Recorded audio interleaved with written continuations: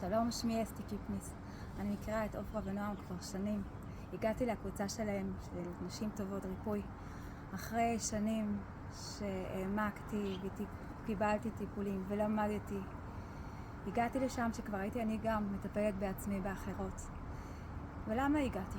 הגעתי כי הרגשתי שחסר לי עוד איזה משהו שיש בתוכי, משהו שמבקש להיוולד, לצאת החוצה, ואין לי גישה אליי.